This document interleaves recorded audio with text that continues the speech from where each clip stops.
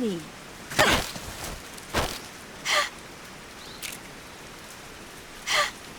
What are you doing?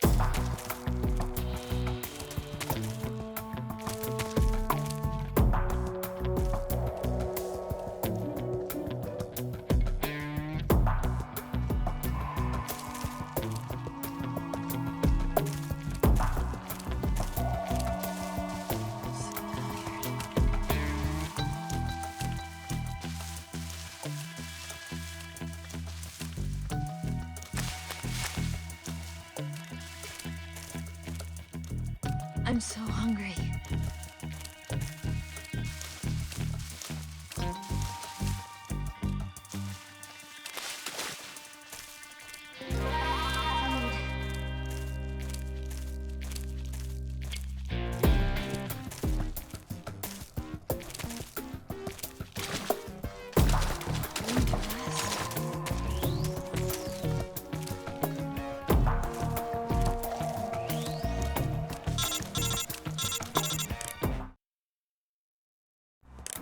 Snake, the lake is just over that cliff.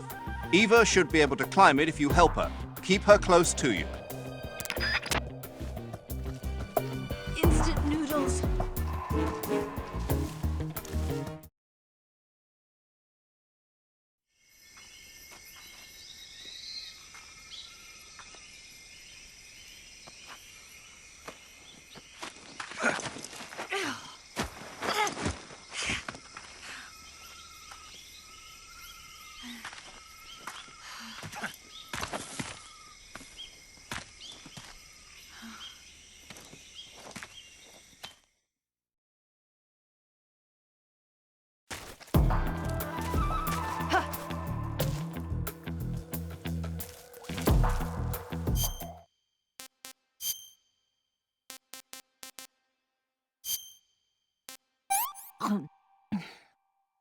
This tastes like crap. Oh, yuck.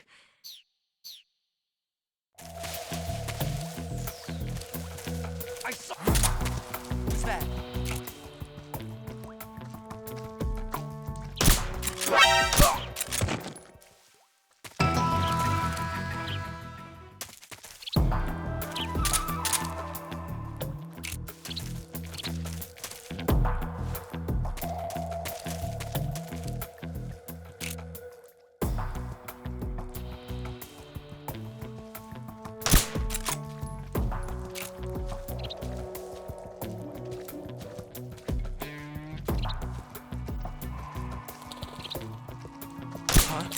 It's the enemy!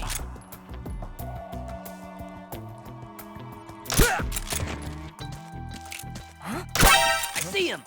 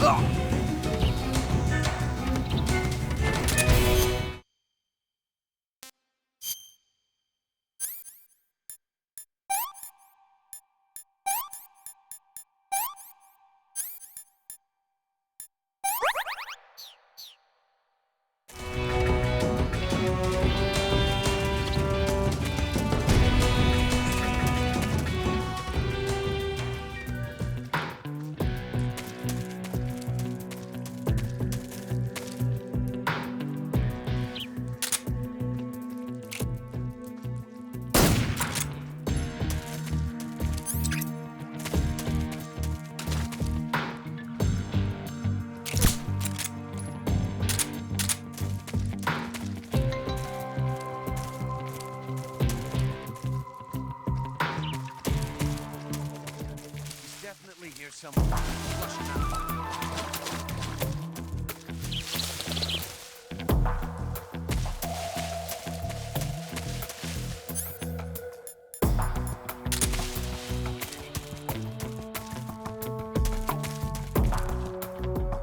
I'm so hungry.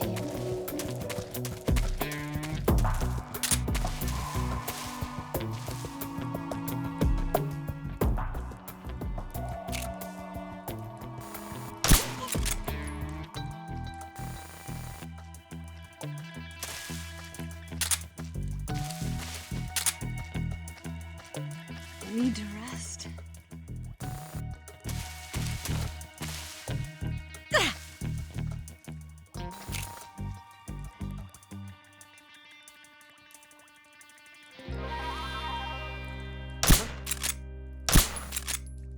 Where'd he go?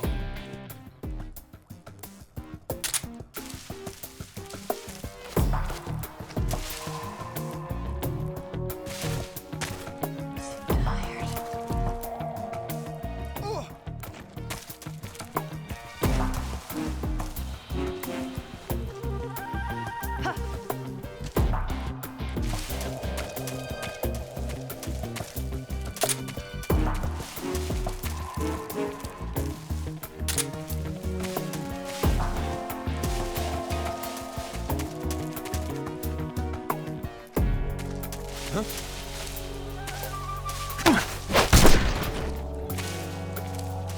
I'm so hungry.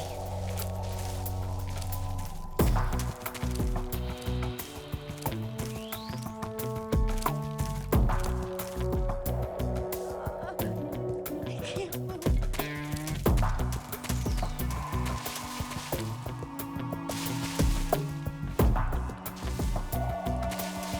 Just let me rest for a little bit.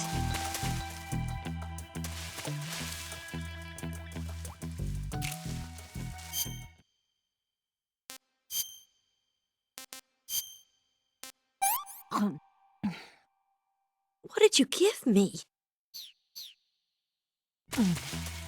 I can go now.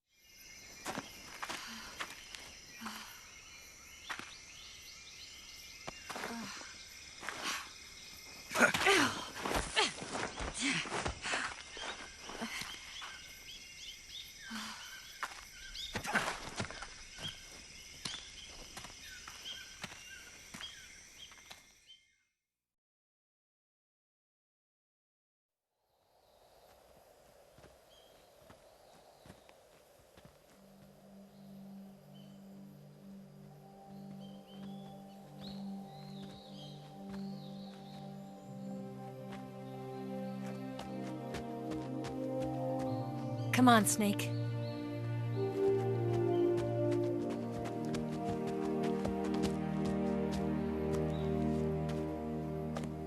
We made it. We made it. Over there.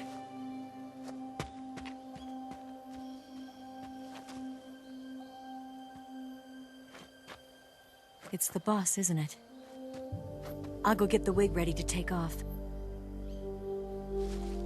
Right. I'll leave you two alone. But come back in one piece, okay?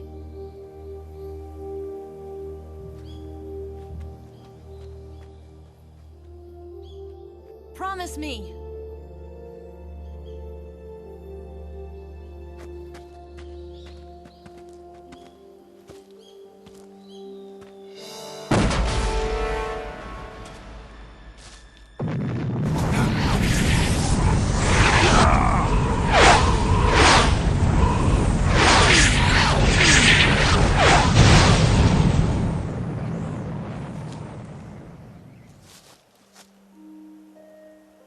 Life's end.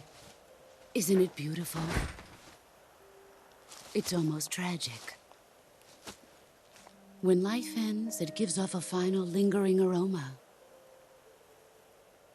Light is but a farewell gift from the darkness to those on their way to die. I've been waiting, Snake, for a long time. Waiting for your birth, your growth, and the finality of today. Boss. Why are you doing this? Why? To make the world one again. The world used to be whole. But with the end of the Second World War, the philosophers began to fight amongst themselves, and the world was torn apart. The Cobras, my comrades who trained and fought alongside me, were torn apart as well. The foibles of politics and the march of time can turn friends into enemies just as easily as the wind changes. Ridiculous, isn't it? Yesterday's ally becomes today's opposition. And this Cold War? Think back. When I was leading the Cobras, America and Russia were fighting together. Now, consider whether America and Russia will still be enemies in the 21st century. Somehow I doubt it. Enemies change along with the times, the flow of the ages, and we soldiers are forced to play along. I didn't raise you and shape you into the man you are today just so we could face each other in battle. A soldier's skills aren't meant to be used to hurt friends. So then what is an enemy? Is there such a thing as an absolute timeless enemy? There is no such thing, and never has been. And the reason is that our enemies are human beings like us. They can only be our enemies in relative terms. The world must be made whole again. The philosophers must be reunited. I will devote my skills to that purpose. And with the Colonel's money, I will achieve that end. Just as I once created the Cobras. They are my family. I may no longer be able to bear children, but I still have a family.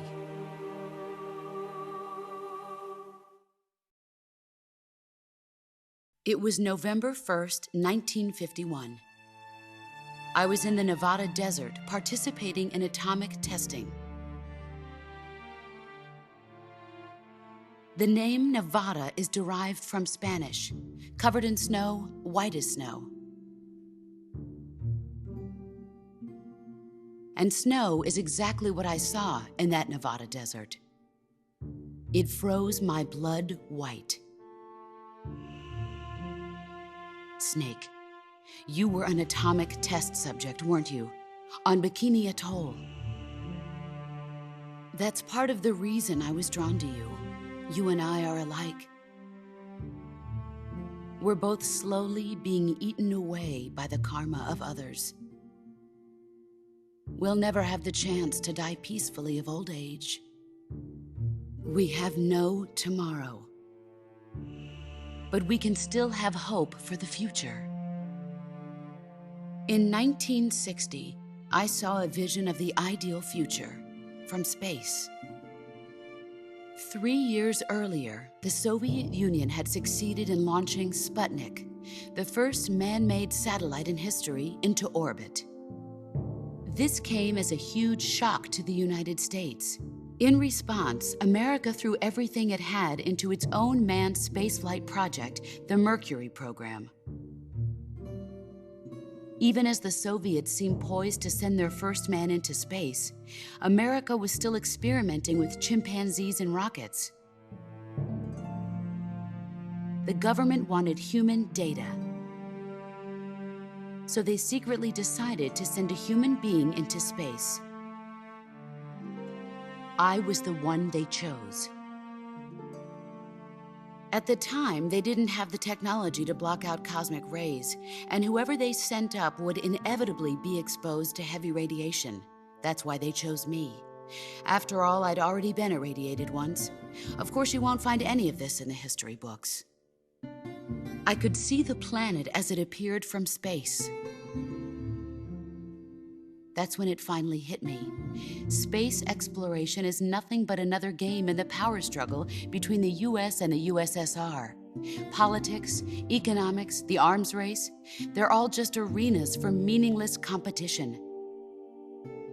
I'm sure you can see that, but the Earth itself has no boundaries. No East, no West, no Cold War. And the irony of it is, the United States and the Soviet Union are spending billions on their space programs and the missile race, only to arrive at the same conclusion. In the 21st century, everyone will be able to see that we are all just inhabitants of a little celestial body called Earth. A world without communism or capitalism, that is the world I wanted to see. But reality continued to betray me.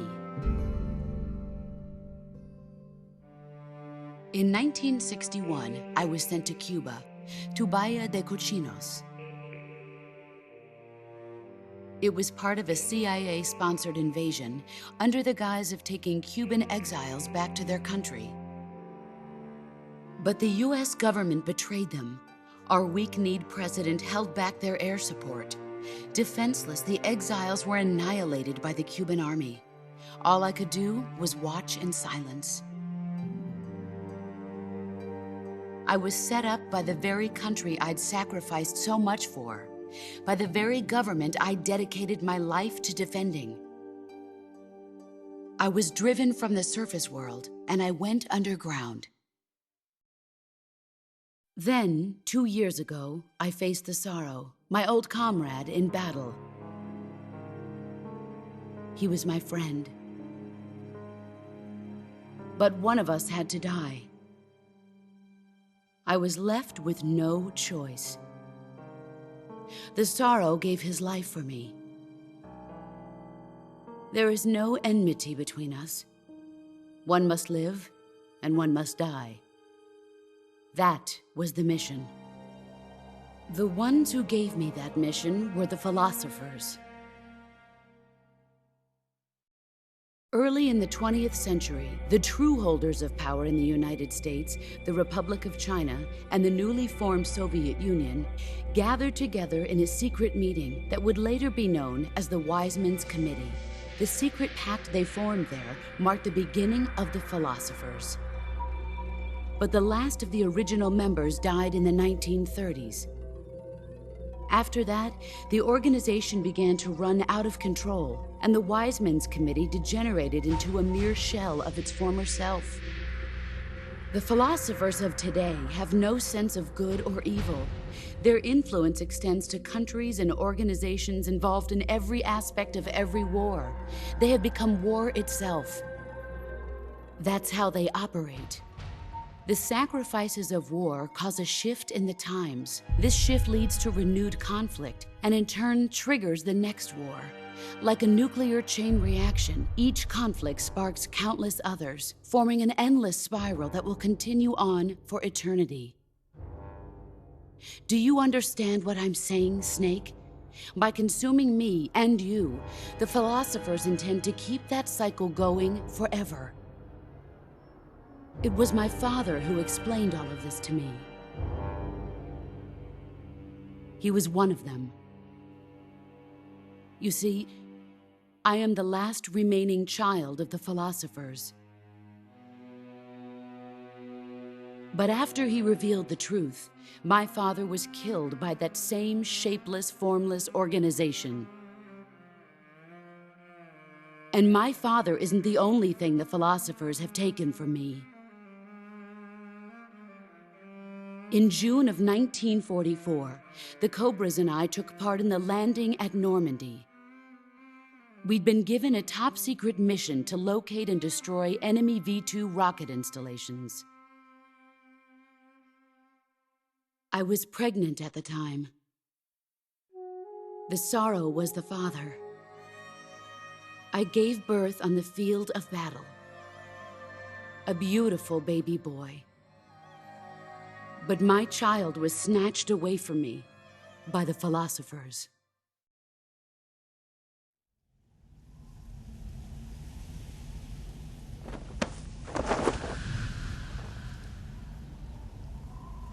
Look at this scar. This is proof that I was once a mother. I gave up my body and my child for my country. There is nothing left inside me now. Nothing at all. No hatred, not even regret. And yet sometimes at night, I can still feel the pain creeping up inside me, slithering through my body like a snake.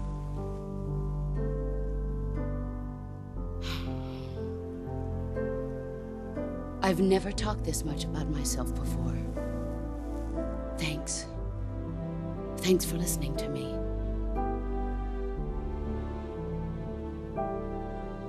I feel content. Snake, commence the operation. I raised you. I loved you. I've given you weapons, taught you techniques, endowed you with knowledge. There is nothing more for me to give you.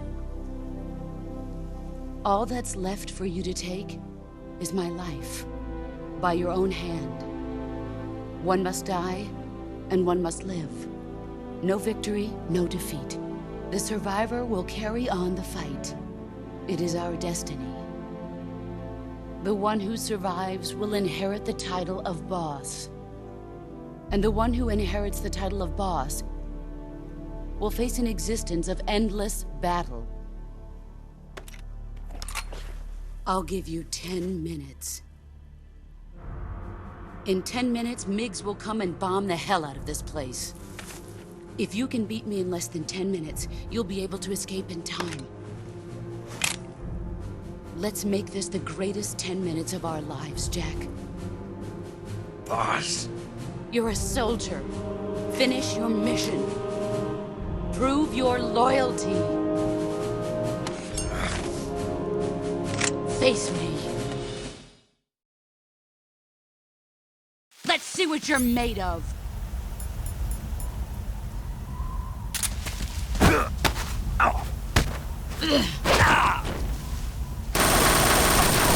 Run quick.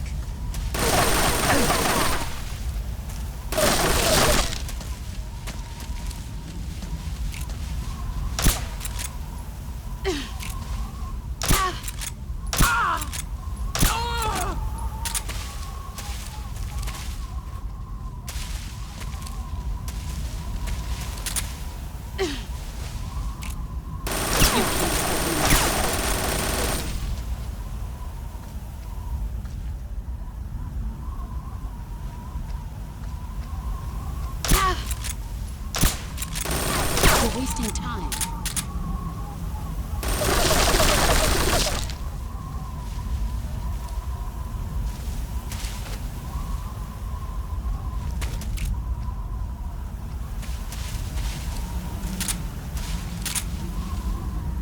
He's gone. I found him!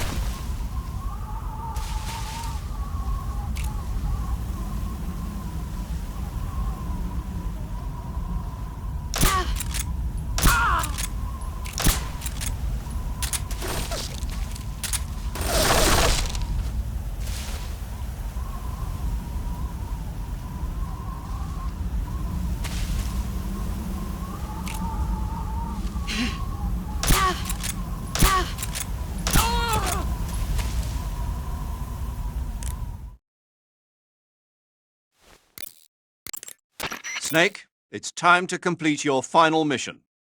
This is where you fulfill your loyalty to your country, and perhaps to her as well. You must defeat the boss.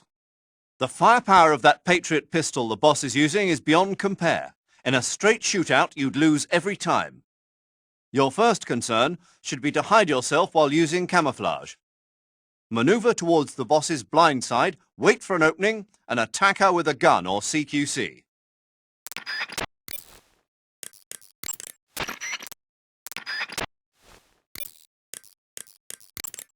Snake, you've got a broken bone.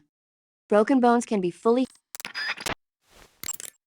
Snake, it's all over if you lose sight of the boss. Don't let those falling flower petals confuse you. That gun the boss is using is a one-of-a-kind sidearm she had made especially for her. They call it the Patriot. Basically, they took the Army's experimental XM16E1, cut the barrel short, and took off the stock. It handles like a handgun, but it's got the stopping power of a rifle. Because the barrel is cut so short, it's got some nasty recoil, though. I can't believe she's using it with one hand. Now I see why she's the leader of the Cobras and a legendary hero. As long as the boss is firing that Patriot at you, frontal attacks are gonna be useless. Get around to her back or side and attack her from there. Move! You've gotten stronger. Brace yourself.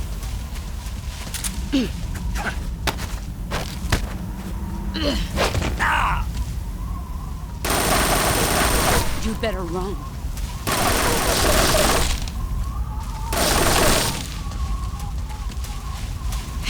There you are.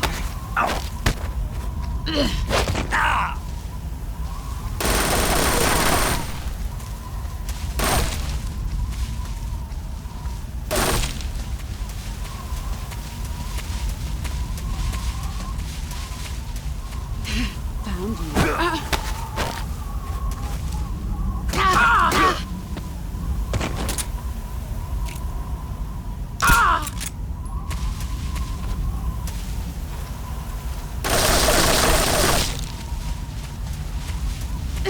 Brace yourself.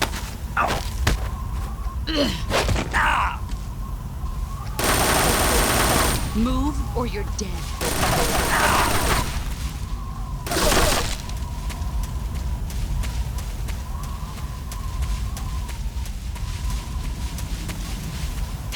Found you. You're not the man I thought. All these years and still nothing to show for it. Heads up, Snake.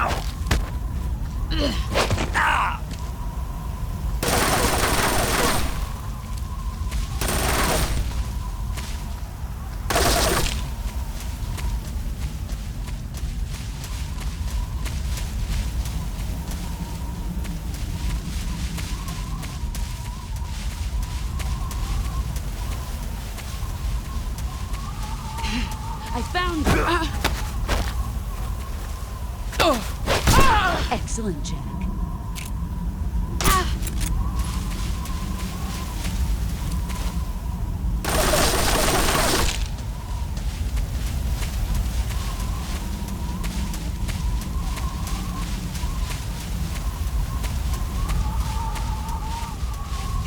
Here I come.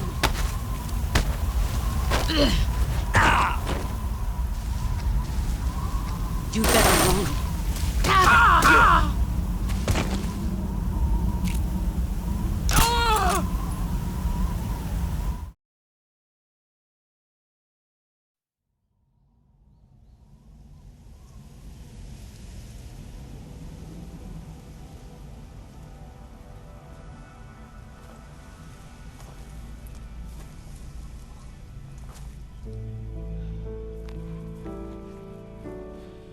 Take this. Keep it safe.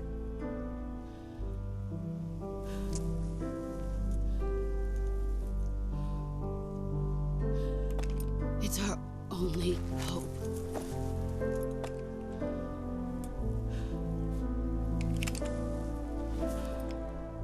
A Patriot?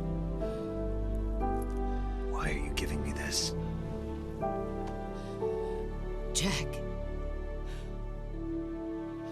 Or should I say, Snake? You're a wonderful man. Kill me. Kill me now. Do it.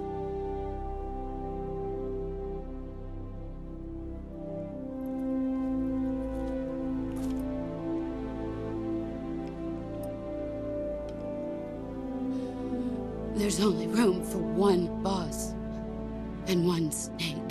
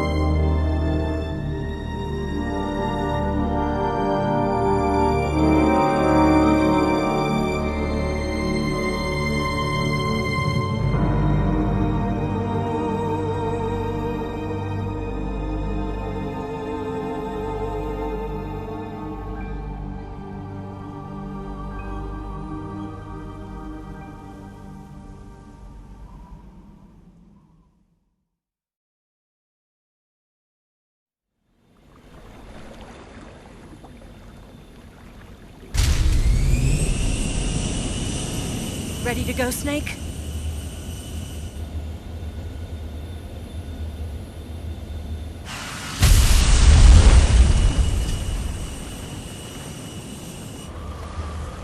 Are you okay? Snake? Yeah.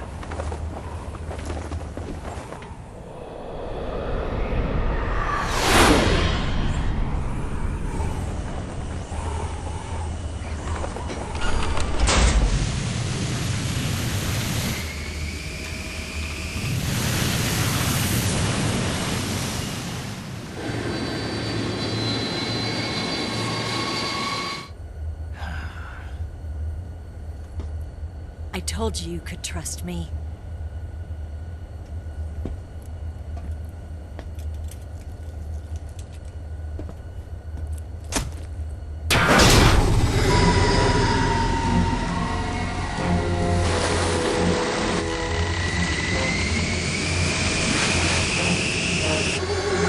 Snake! Ocelot! We're not done yet!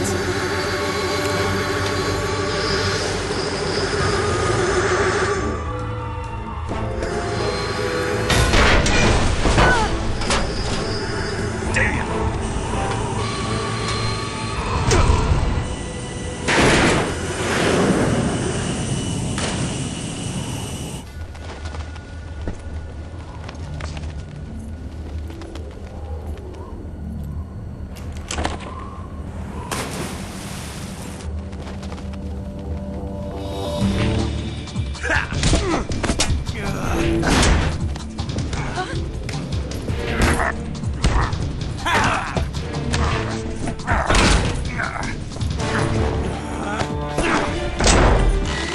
Too heavy!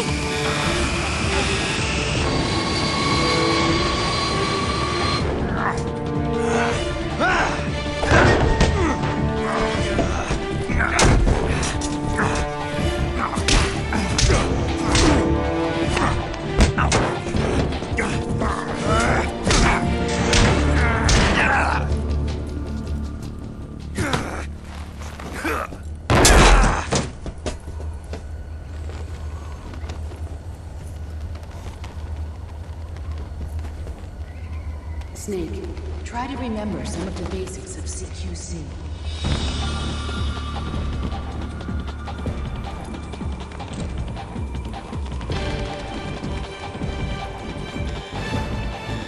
Not good!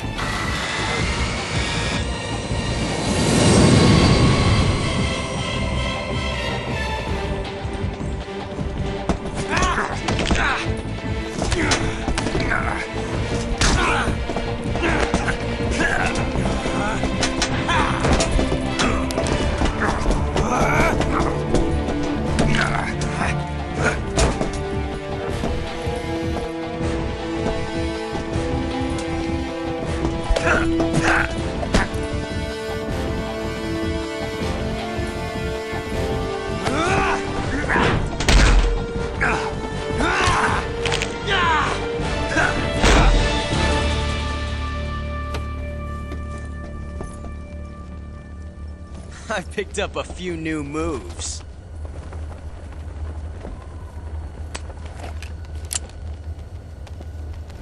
Huh.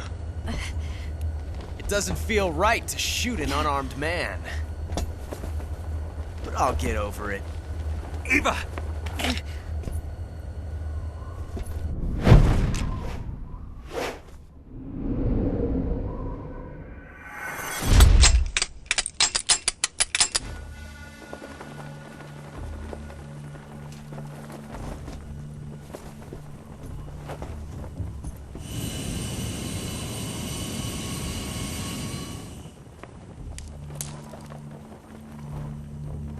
What do you say to one last showdown?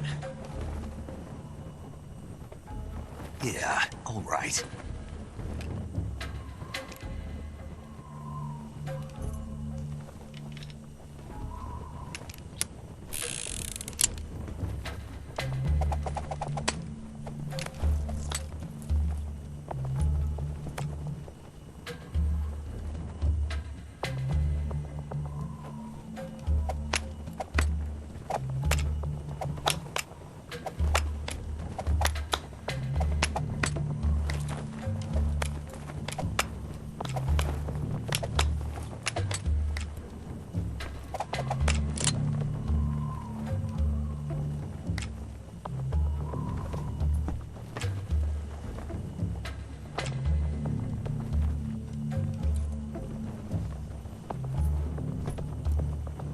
What's your name? Snake. No. Not that name. You're not a snake, and I'm not an ocelot. We're men with names. My name is Adamska. What's yours? John. Very well, John. Plain name. But I won't forget it.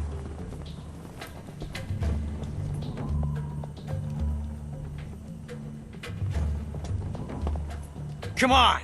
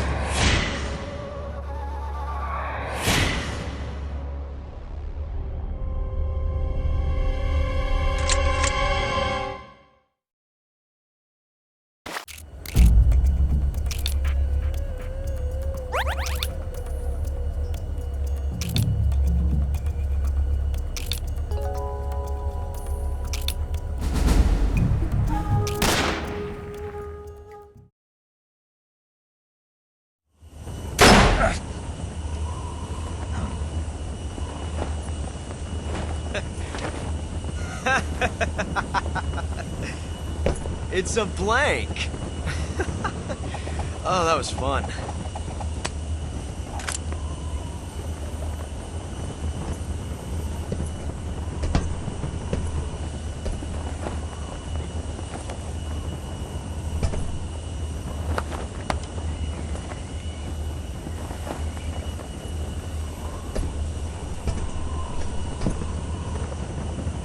Till we meet again, John.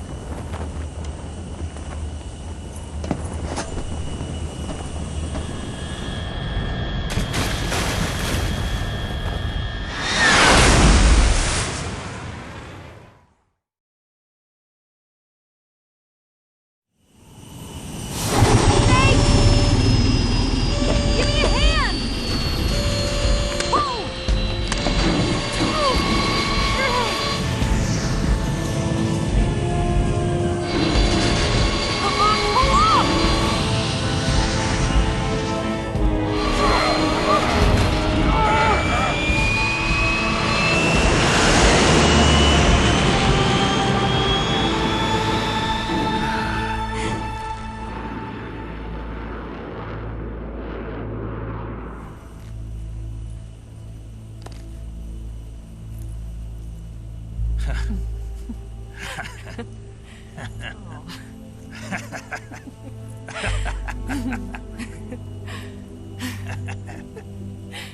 We made it. Yeah, we sure did.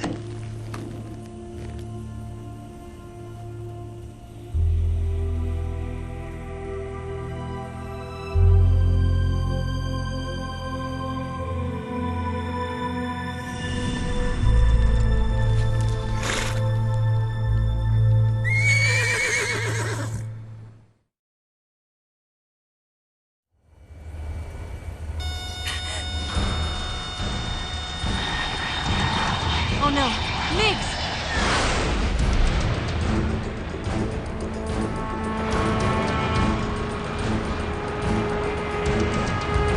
There's no way out!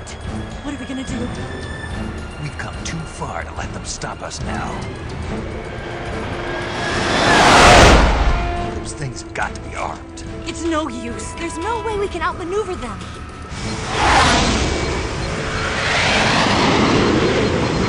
They're gonna shoot us down. We were so close. Weapon systems on. Locked on target. I got towed.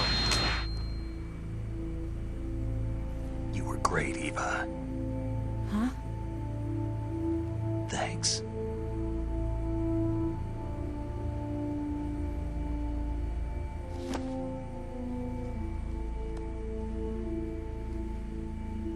Bulk 19, this is Control. Stand by for a direct order from the chairman.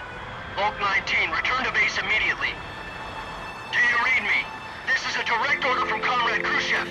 Return to base immediately. Bulk 19, do you copy? Understood. Aborting mission. RTB. Look! The MiGs are turning back! Woo!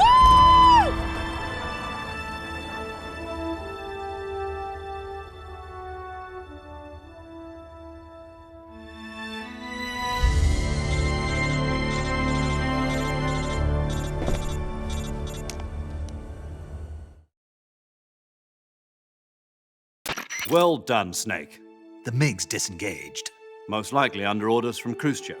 Is this his way of helping us? Who knows? Maybe he didn't want things to get messier than they already are. Or maybe he just wanted us to owe him one. The important thing is, you made it out alive. As long as Khrushchev is with us, I don't think they'll be coming after you. It should be smooth sailing all the way to Alaska. I'm sending someone out to Galena Base to meet you. To meet me? The DCI and the President himself are waiting at Langley. Don't keep them waiting.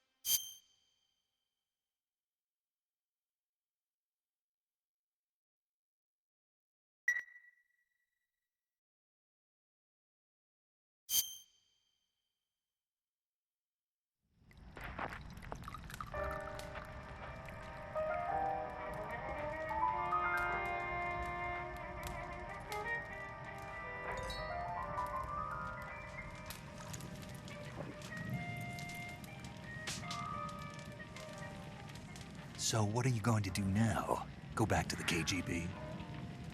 What do you want me to do? Did you ever think about coming back to America? I can't go back. I've left America behind me. But you saved this country. I didn't do it alone.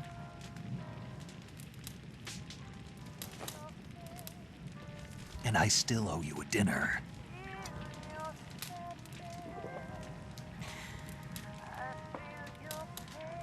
Is that part of your mission too? Or is it an order? Or is it an invitation?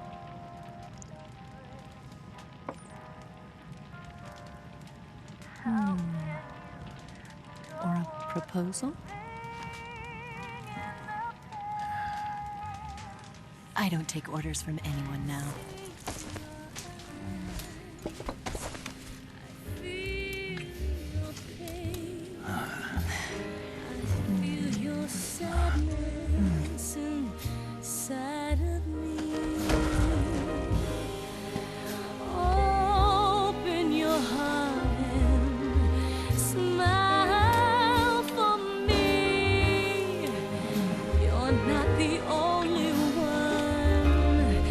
Afraid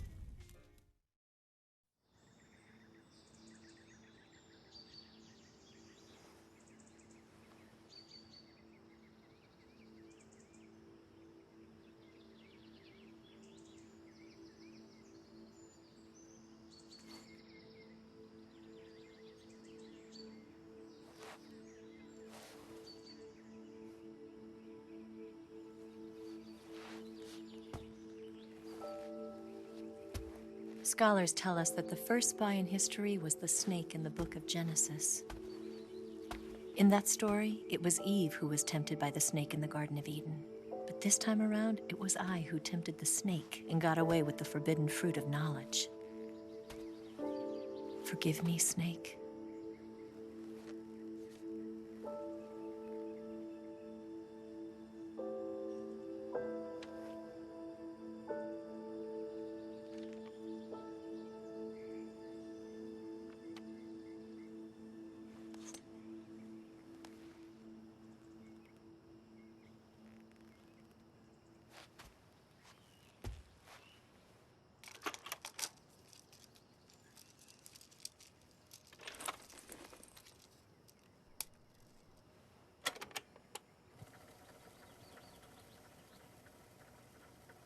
Good morning, Snake.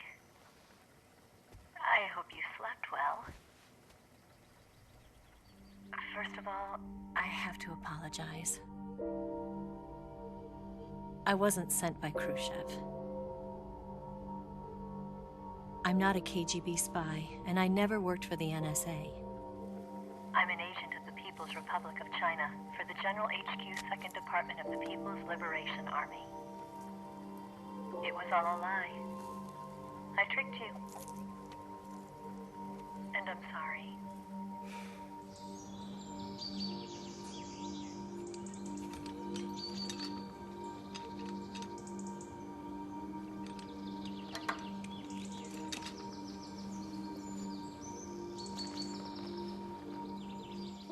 The philosophers still exist in China, too. You see, my mission was to find out where Volgin was hiding the philosopher's legacy and steal it. So I infiltrated his base as a KGB spy. The 2 NSA codebreakers who defected in 1960 were actually both men. The real Adam never showed up at the meeting place, saving me the trouble of having to eliminate him. I sneaked in by pretending I was Eva. And you and Sokolov and Volgin, you all believed me. The philosopher's legacy was originally held in common between the US, Soviet Union, and China. We couldn't let the Russians and the Americans take it all for themselves. The Chinese government had its eye on the legacy too. I got the film containing the legacy, and also the nuclear missile launch data from the Shagohod. 5 years ago, the Soviet Union stopped supplying us with nuclear weapons technology. Since then, China's Liaodong easing, hydrogen bomb, and space rocket projects have fallen behind. But with this data, our country will be able to develop its own nukes. We'll create a deterrent force to rival those of the US and Soviet Union. Everything has gone according to plan, thanks to your help. I too am one of the philosophers. I'm an agent of the philosophers, a graduate of one of their charm schools. I was raised in a joint US-Soviet-Chinese facility to become a sleeper agent. This was before the war. Back then, they were collecting children from all over the world.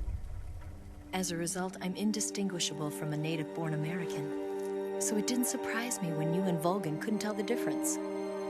But she knew right from the beginning. She knew because before the war, she was at one of the philosopher's schools too, as an instructor. The boss was the only one I couldn't fool. She was the only one who knew I was a fake. She told me everything. Why did she open her heart to me like that? At the time, I couldn't understand it. But now, I think I do. Snake. She wanted you to know the truth.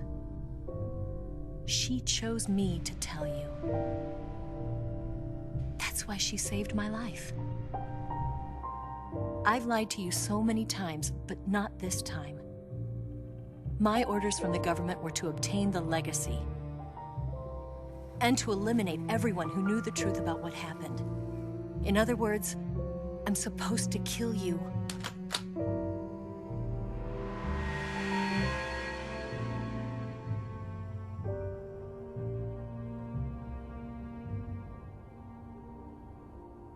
do it. Not because we loved each other. And not because you saved my life. But because I made a promise to the boss. And I intend to keep it. I just wanted you to know. And you have to live.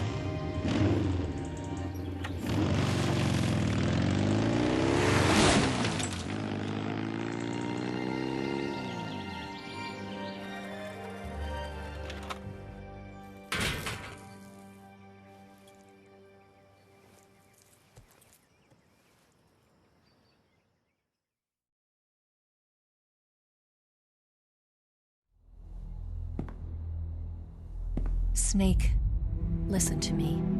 She didn't betray the United States. No. Far from it. She was a hero who died for her country.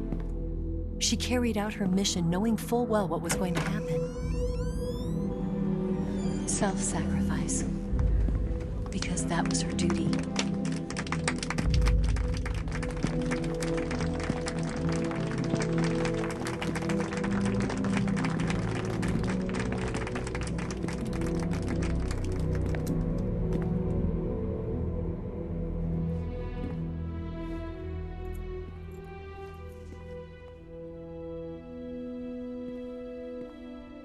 You are above even the boss. I hereby award you the title of Big Boss.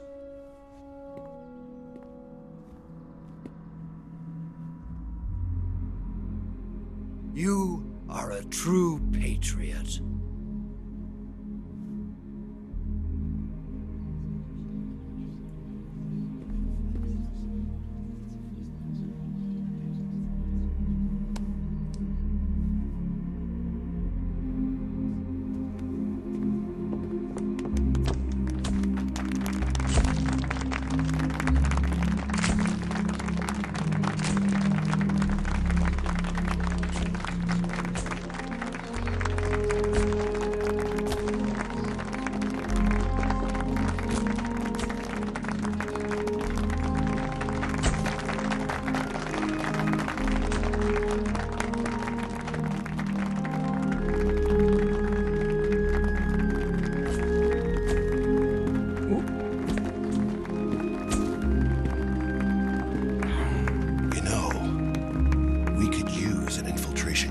Fox in the Army.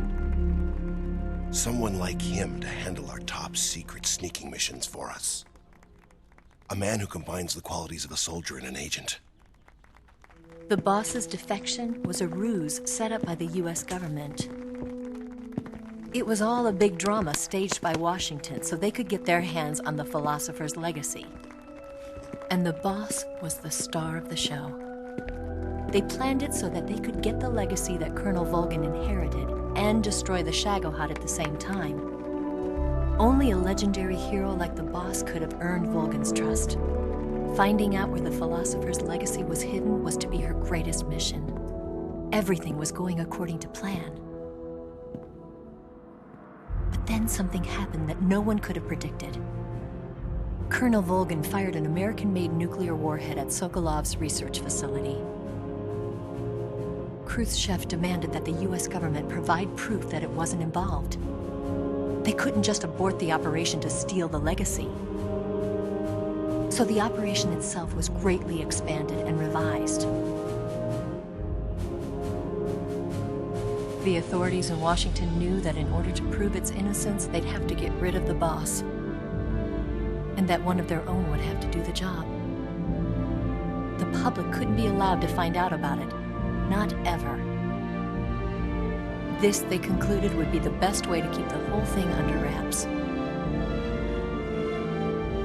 The boss wouldn't be allowed to come back home alive. And she wouldn't be allowed to kill herself. Her life would be ended by her most beloved disciple. That was the way the government wanted it.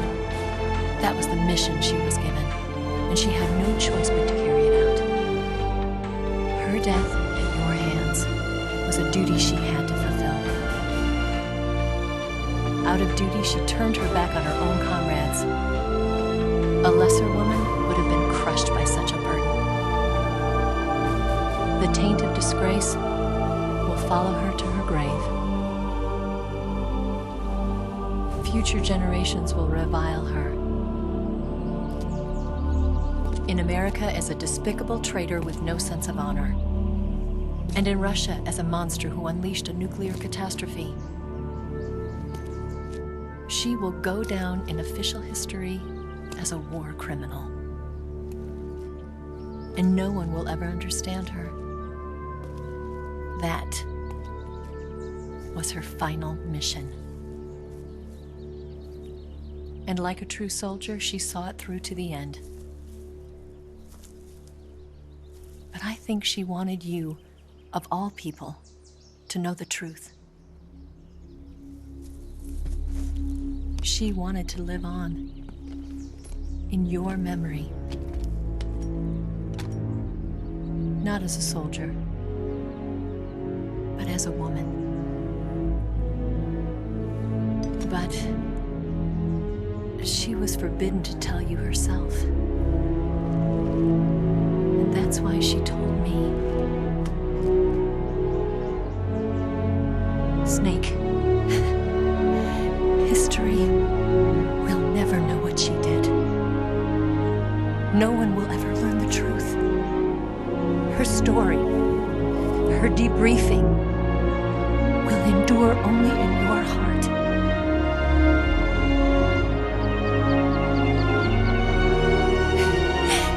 Everything she did for her country. She sacrificed her life and her honor for her native land. She was a real